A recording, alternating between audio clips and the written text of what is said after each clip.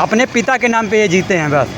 ये बहुत बड़ी बात बोली है आपने, ये बहुत बड़ी बात के नाम पे, अपने पिता के नाम पे वो जीते हैं। डॉक्टर मुन्ना सिंह चौहान जी के हाँ नाम से। बस उन्हीं का वोट सारा इनको मिला है। इनको मिला है, इनके नाम का वोट ये नहीं मिला। खुद अगर वोट मांगने चले जाएं तो ये चप्पल से मार खाएंगे। नहीं, ऐसे नहीं, विधायक बढ़िया है। विधायक वो अपने आप में अच्छे हैं, लेकिन वो समाज के लिए नहीं अच्छे हैं, जनता के लिए नहीं अच्छे हैं। जातिवाद हर में था। कोई अगर सपा सरकार थी तो उसमें ये तो लोग मानते हैं कि यादवों का कोटा ही सपा के लिए है। ये तो था नहीं कहूँगा, मैं इसमें से कह नहीं रहा हूँ, लेकिन लोग मानते हैं, जबकि ऐसा नहीं कि यादव लोग बीजेपी भी वोट देते हैं। अभी वो चंद्रशेखर रावण इतने बड़े नेता नहीं हुए हैं, हमारे योगी बाबा सक्षम है। हाँ, नहीं, ये कह रहे हैं 27 में वही आएंगे। कौन? चंद्रशेखर रावण। वो सपना है, लोगों का ख्वाब है। हाँ, क्यों सपना है कि दलित की और मुस्लिम की बात चंद्रशेखर रावण कर रहे हैं। चंद्रशेखर से पूछिए, ओवैसी से पूछिए, चाहे चंद्रशेखर रावण हो चाहे ओवैसी हो, उन्होंने मुस्लिम के लिए, दलित के लिए कौन सा बड़ा काम किया, ये बताओ। वो जब सत्ता में ही नहीं है तो बड़ा काम क्या करते हैं? सत्ता में क्यों नहीं? ओवैसी हैदराबाद में कब से जीत रहा है? सबसे ज़्यादा जातिवाद समाजवादी में था या भारतीय जनता पार्टी में? सपा में था, समाजवादी पार्टी। वो भैया कह रहे हैं कि सबसे ज़्यादा भारतीय जनता पार्टी इस जातिवाद। भारतीय जनता पार्टी एकदम नंबर 1 पार्टी है। हाँ हाँ, इसने कभी जातिवाद नहीं किया। नहीं किया है, बिल्कुल नहीं किया है। बीजेपी को कहा ही जाता है कि संवर्णों पार्टी है। सवर्णों की पार्टी क्या कहा जाता है? संवर्णों पार्टी है बीजेपी। तो बीजेपी को जब पता है कि मेरा 15% वोट संवर्ण का जो है वो मेरा है, तो हम इन्हें चाप देंगे, कैसे पता चलेगा इन्हें? पता नहीं चलेगा। लेकिन उन्हें ये नहीं पता है कि जितने सवर्ण हैं, जितनी बड़ी पोस्ट है, जितनी बड़ी पढ़ाई है, सब कुछ सब सवर्ण बैठे हैं। इनके हाथ में है। रूल तुम बना दोगे, रेगुलेट हो नहीं पाएगा। नमस्कार दोस्तों, मैं अमन सिंह और आप देख रहे हैं एक्सप्लोर न्यूज़। दोस्तों, आज हम मौजूद हैं अयोध्या लोकसभा की सुहावल मार्केट में, और ये मार्केट बीकापुर विधानसभा के अंतर्गत आती है और बहुत ही मानी जानी मार्केट है। और हमारा जो सर्वे है वो केवल इस बात का होगा कि पिछले कार्यकाल को देखते हुए जो मौजूदा विधायक हैं माननीय डॉक्टर अमित सिंह चौहान जी, उनको अगर देखा जाए तो यहाँ की पब्लिक के अनुसार उनके कार्य को देखते हुए लोग उनको कितना मार्क देते हैं, आज ये जानने का प्रयास करते हैं कि उनका कार्य कितना अच्छा लगा। उसी हिसाब से वो कितना नंबर उनको देते हैं। हम लोगों से बात करते हैं, आ रहे हैं, इनसे पूछ लेते हैं। नमस्कार भैया। नमस्कार। क्या नाम है? थोड़ा किनारे आ जाइए। अभय नाम है। अभय, पूरा नाम क्या है? अभय प्रताप यादव। अभय प्रताप यादव। कि भाजपा सरकार में काम वाम होता है या फिर क्या लगता है आपको? क्योंकि 27 में चुनाव फिर है। वो तो हम तो समाजवादी लोग हैं। नाम है आपका, याद नाम के आगे आपको लगा इसलिए समाजवादी वाले हैं या फिर नहीं, काम से भी। काम से भी? क्या काम? आप जैसे 2-4 काम बताइए, किस काम से आप खुश रहते हैं समाजवादी से? बहुत ही काम है, इतने काम हम गिना ही नहीं सकते। क्यों? भाजपा वाले भी तो कह रहे हैं हमने जितना काम करा है उतना समाजवादी ने काम नहीं किया। धरातल पे नहीं है कोई काम, हवा हवा ये सब।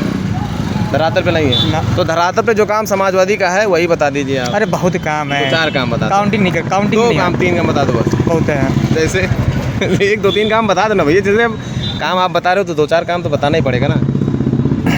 समाजवादी पेंसिल थी, 108 और ऐसे ढेर सारे काम हैं। एक्सप्रेस वे कह रहे हैं हमने ही बनवाया। वहाँ Agra express way, Purvanchal express way कह रहे हैं। तो उसके बाद लेकिन जातिवाद का जो समीकरण था सबसे ज़्यादा समाजवादी में ही था, ये भी कहते हैं लोग। सबसे बड़ा जातिवाद तो इसमें है, भारतीय जनता पार्टी हाँ, में है। हाँ। समाजवादी में है नहीं है?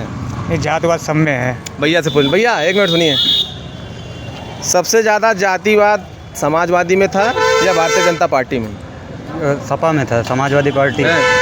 वो भैया कह रहे हैं कि सबसे ज़्यादा भारतीय जनता पार्टी इस जातिवाद। भारतीय जनता पार्टी एकदम नंबर 1 पार्टी है। हाँ हाँ, इसने कभी जातिवाद नहीं किया। नहीं किया है, बिल्कुल नहीं किया है। तो लोग इन पर आरोप लगाते हैं जब से सरकार बनी है, खाली बस जातिवाद का जो मुद्दा उठता है सबसे ज़्यादा भाजपा में ही चला आ रहा है। सबसे ज़्यादा सपा, उसके बाद सपा। कांग्रेस। हाँ। क्या लगता है अगली बार 27 में चुनाव होगा, बाबा जी वापसी करेंगे? बिल्कुल, एकदम पूरे फुल फॉर्म के साथ। हाँ। कौन सी विधानसभा है आपकी? यही बीकापुर है? हाँ। अमित सिंह चौहान विधायक हैं। हाँ। कैसे हैं विधायक? ये बिल्कुल एक सही विधायक नहीं है। तो भाजपा के ही तो हैं भैया। भाजपा के हैं लेकिन प्रत्याशी सही नहीं है।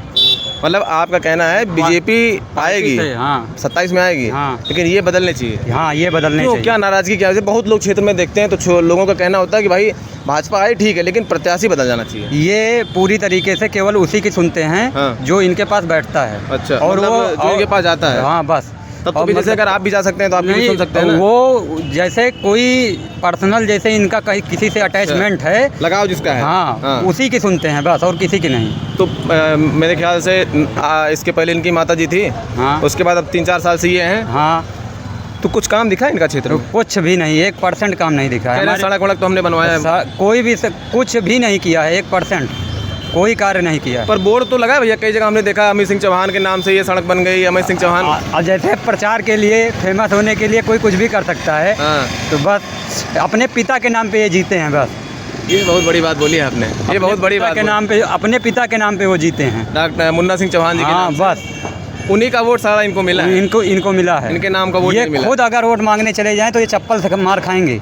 नहीं ऐसे नहीं, विधायक बढ़िया है। विधायक वो अपने आप में अच्छे हैं, लेकिन वो समाज के लिए नहीं अच्छे हैं, जनता के लिए नहीं अच्छे हैं बस। मतलब तो फिर भैया अगर मान लीजिए अगर जनता के लिए नहीं ठीक है, हाँ। और क्षेत्र में प्रचार प्रसार इन्होंने उस टाइम किया था, उस टाइम पर ये मेरे ख्याल से 5-6 हज़ार वोट से जीते थे, फिरोज हाँ। खान गब्बर हार गए थे। हाँ हैं? हाँ, तो जीता तो प्रत्याशी ना। वो सिर्फ सिंबल जिताया था, इनको बीजेपी का सिंबल जिताया था। अच्छा, भाजपा के नाम से। हाँ। मंदिर का भी मुद्दा था, हाँ राम का भी नाम था, हाँ, तो मतलब कई चीजें थी, उस पे जीत गए। उस पे जीते। इनका अपना पर्सनल कुछ नहीं। इनका अपना पर्सनल कोई अस्तित्व नहीं है। तो मतलब क्या लगता है अगली बार जब चुनाव होगा तो भाजपा इस प्रत्याशी चेंज करे, हाँ, बीजेपी प्रत्याशी यहाँ चेंज करे बस।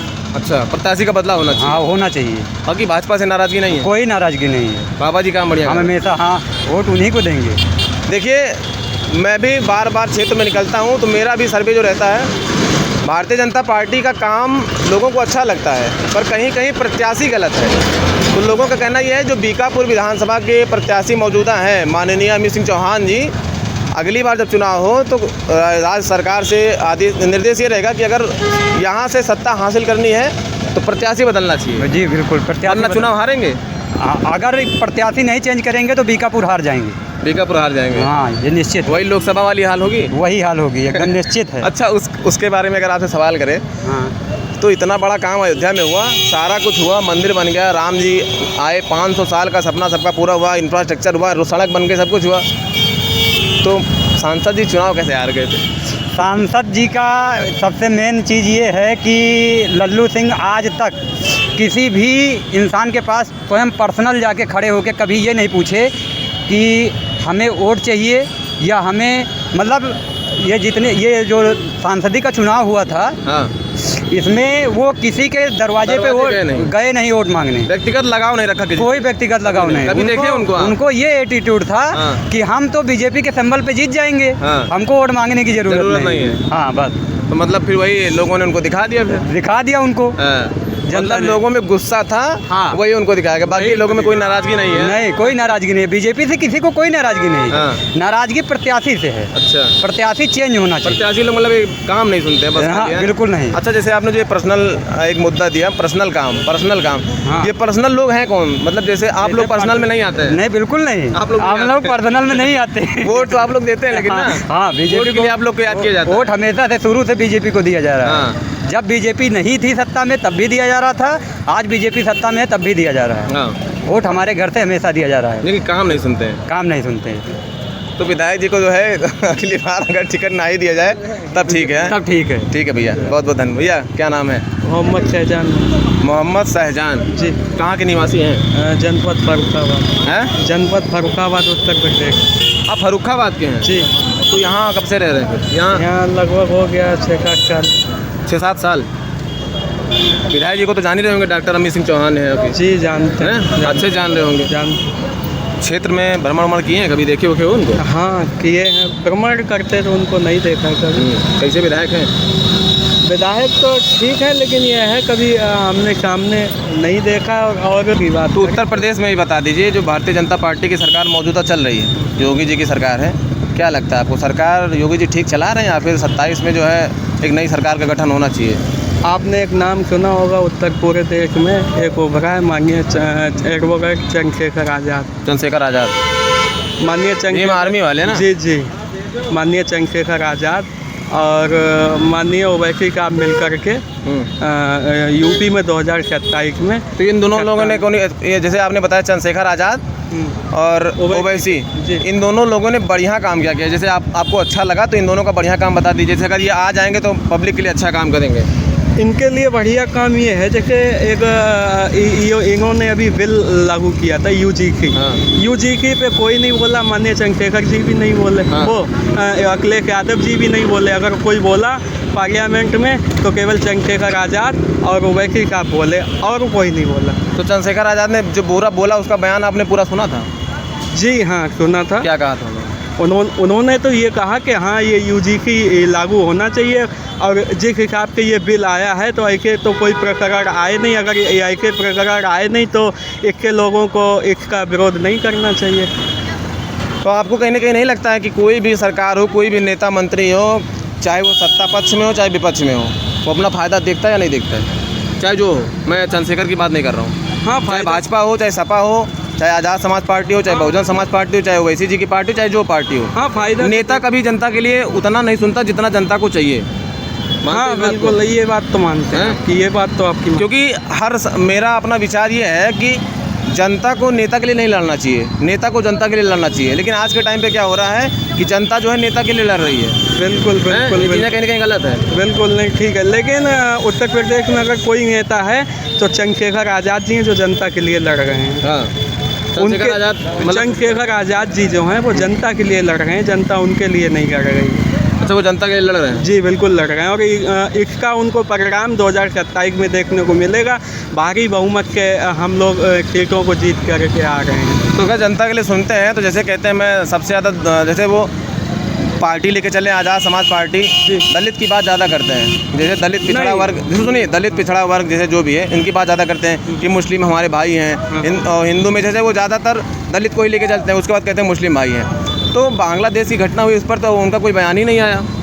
बांग्लादेश की आप उनके देश की बात करिए ना, वो नेता तो हमारे देश के हैं, बांग्लादेश के नहीं। तो अगर नेता वो देश के हैं ये तो बांग्लादेश की घटना पर आप जो सत्ता पक्ष में बैठे हुए हैं आप उनसे पूछिए ना।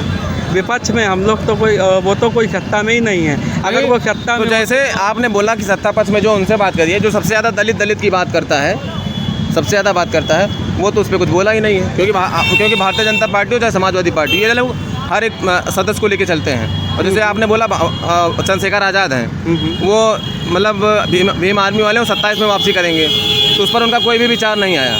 ऐसा है, हम लोग वो बांग्लादेश पे क्यों बोलें? हमारे यहीं इतने मुद्दे हैं तो इन मुद्दों पे बोलेंगे कि हम बांग्लादेश की बात करें? पहले हम अपने यहाँ के तो मुद्दे सुलझा लें, उसके बाद हम देश विदेश में अच्छा, पहले यहाँ का मुद्दा सुलझना चाहिए। जी बिल्कुल। 2 4 अच्छा काम बताओ जो तुम्हें अच्छा लगता हो चंद्रशेखर आज़ाद। चंद्रशेखर आज़ाद जी का पहला काम ये है, जब सीए और एनआरसी लागू हुआ था तो हमने स्वर्गीय श्री मुलायम सिंह यादव जी को भी मुख्यमंत्री बनाया, हमने श्री अखिलेश यादव जी को भी मुख्यमंत्री बनाया, हमने माननीय बहन जी को भी मुख्यमंत्री बनाया। तो जब सीए और एनआरसी लागू हुआ तो हमारे पक्ष में कोई नहीं था, केवल एक ही शेर धाड़ रहा था जमा मस्जिद पर, वो चंद्रशेखर आज़ाद, और कोई नहीं दिखा। तो हमें वो काम उनका अच्छा लगता है। और चाहे दलित हो, चाहे ओबीसी हो, चाहे बैकवर्ड हो, चाहे कोई भी हो। तो आपको नहीं लगता कि नेता चुनाव से पहले वो सबके लिए कहता है कि हम तुम्हारे लिए काम करेंगे, तुम्हारे लिए काम करेंगे, जीतने के बाद कोई नेता सुनता है? इस बात को मानते हो तुम? देखिए, मान्यवर जीतने के बाद कौन नेता काम करता है? ये मान्यवर काशीराम, असदुद्दीन ओवैसी हैदराबाद में, मेरी बात सुनिए, मान्यवर काशीराम साहब ने कहा था कि तवे पे जो रोटी पड़ती है तो उसे हमेशा बदलते रहना चाहिए। हाँ बिल्कुल। माननीय चंद्रशेखर जी अच्छा काम करेंगे तो उनको आगे भी मौका दिया जाएगा, अच्छा काम नहीं करेंगे तो कोई और देखा जाएगा। ये चंद्रशेखर रावण संविधान की भी बात करते हैं। जी, कहते संविधान की बात करते हैं। जी, जी। और संविधान के हिसाब से लोग चल रहे हैं, ये मानते हो? चल रहे हैं कि नहीं चल रहे, ये बताओ। संविधान के हिसाब से लोग तो चल रहे हैं। हाँ, कौन चल रहा है? जैसे सुनिए, यूजीसी का बिल आपने बताया, यूजीसी का बिल आया, वो खाली कॉलेज तक सीमित था, तो उसको सड़कों पर क्यों लाया गया फिर? कॉलेज तक अगर सीमित था तो उसको चुपचाप लागू कर देते, उसको उस पर स्टे लगाने की क्या ज़रूरत थी? अगर कॉलेज तक सीमित था तो उसे चुपचाप आप लागू कर देते, उस पर स्टे लगाने की क्या ज़रूरत? तो यूजीसी की ज़रूरत है? क्यों नहीं ज़रूरत है? लगभग 1 साल में 72 बच्चे जातिगत से प्रताड़ित कर दिए जाते हैं, वो आत्महत्या कर लेते हैं और किसी की आत्महत्या। तो कहाँ, ये कहाँ लिखा है? ये आप कहाँ पढ़ा आपने? आंकड़े आप उठा जैसे हम नहीं, जैसे आपने जानकारी दी तो वो आप बताइए, आप ये कहाँ आप लिखा है? सरकारी आंकड़े उठा के देखिए। प्रताड़ित मतलब प्रताड़ना होती है, उसके चक्कर में मर जाते हैं। जी आपका जी, ये कहना है? जी जी। हमने आज तक पढ़ाई की, स्कूल कॉलेज में सब कुछ किया। हमारे कई ऐसे दोस्त हैं दलित हैं, मुस्लिम भी थे, हमारी आज तक कभी कोई दुश्मनी नहीं हुई। तो अब ये बात आप सरकार से पूछिए, यूजीसी लाने का क्या कारण क्या रहा? जब उनको लगा कि हाँ कोई कारण है, लाना चाहिए इसको, तभी तो वो लेके आए हैं। तो हम कहते हैं अगर सरकार कह रही, जैसे सरकार का नियम था यूजीसी उन्होंने लाया, उसके बाद उस पर स्टे लग गया, तो चीज़ें कोर्ट में चली गई, वो तो अब बात की बात है, आएगा नहीं आएगा वो तो बात के बाद देखा जाएगा उसमें, ठीक। और वो बात का मुद्दा, लेकिन आपस में जो क्या सही है क्या गलत ये भी तो सोचना चाहिए।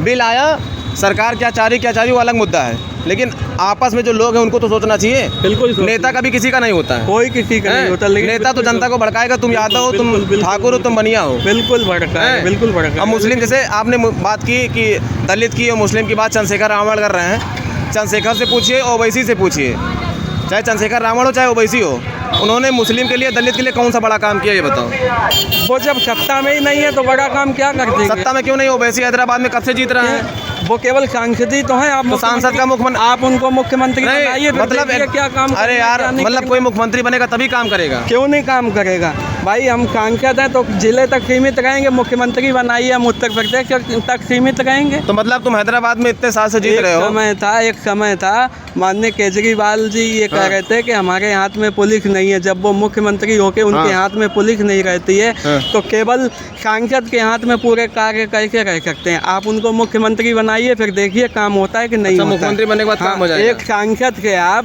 पूरे देश का काम लेंगे, एक सांसद के आप जो जिले का मालिक है उससे उत्तर प्रदेश का काम पूछेंगे तो वो कैसे कर देगा? आप उत्तर प्रदेश की उसको कमान देखिए, फिर देखते हैं काम होता है कि नहीं होता। भैया जवाब देंगे, इनकी बात का जवाब दीजिए, इनकी बात का जवाब दीजिए आप। क्या ये कह रहे हैं कि अगर किसी भी समाज का कोई भी व्यक्ति है, आप ओवैसी को ही ले लीजिए या फिर चंद्रशेखर रावण को ले लीजिए, ये कह रहे हैं अगर वो सांसद विधायक तक ही सीमित है तो क्षेत्र का काम नहीं कर सकता है, उसको मुख्यमंत्री बनाया जाए। अरे ऐसे कैसे मुख्यमंत्री बना दिया जाएगा? मुख्यमंत्री वाले गुण होंगे तब बनाया जाएगा, कैसे ही बना दिया कहना है उसको जाएगा? मुख्यमंत्री बनाए तभी वो काम का आगे बढ़ा सकता है। अभी वो अपने आप बढ़े हैं, अभी वो चंद्रशेखर रावण इतने बड़े नेता नहीं हुए हैं। हमारे योगी बाबा सक्षम हैं। हाँ, नहीं ये कह रहे हैं 27 में वही आएंगे। कौन? चंद्रशेखर रावण। वो सपना है, लोगों का ख्वाब है। हाँ, क्यों सपना है? कुल मिला के हम आपको देर बाद बता दें, सरकार किसी की भी बने, लेकिन बगैर चंद्रशेखर आज़ाद, बगैर ओवैसी जी के नेतृत्व में किसी की भी सरकार नहीं बन रही है। बिना किसी के सहयोग के योगी जी 27 में फिर पूर्ण बहुमत से सरकार बनाएंगे, बिना किसी गठबंधन के। बिना किसी गठबंधन, बिना किसी सहयोग के। पर भैया तो कहते हैं गठबंधन करना पड़ेगा। ये भैया का जो है अनुभव भी कम है, भैया का अनुभव कम है। आप उम्र ना नापिए हमारी। उम्र मत नापिए कह रहे हो। उम्र नापने की नहीं ज़रूरत है, उम्र नहीं नापी जाती है। जो नापने वाली चीज़ होती है देखा जाता है। योगी आदित्यनाथ जो 2 कार्यकाल अपना उत्तर प्रदेश में बाखूबी निभा चुके हैं, उनके सामने एक अदने से लड़के को आप जो है कह रहे हो कि मुख्यमंत्री कार्यकाल तो माननीय बहन जी भी 4 बार निभा चुकी हैं। आपको आज वो कहाँ पे हैं? जहाँ पे होना चाहिए वहाँ पे हैं। नहीं कह रहे फिर वो तो सत्ता से बेदखल होगी, वो तो 10-12 साल से गायब है। जब उम्र ने ही साथ छोड़ दिया तो अब तो बेदखल तो होना ही है। वो कैसे उम्र ने साथ दे दिया बहन जी? आज भी माननीय प्रधानमंत्री नरेंद्र मोदी जी के भी उम्र में कम है। नरेंद्र मोदी जी आज भी उनसे ज़्यादा उम्र में हैं, तो उम्र का तकाजा ना दीजिए, अभी उम्र तो उनकी बहुत बाकी है। एक लगातार चलने वाले व्यक्ति से और एक चलते चलते व्यक्ति को बीच में आराम कर देने वाले को बराबर भैया जैसे ये कह रहे हैं कि यूजीसी जो आया था, यूजीसी बिल आया था, वो सकुशल लागू करना चाहिए था, वो ज़रूरी था।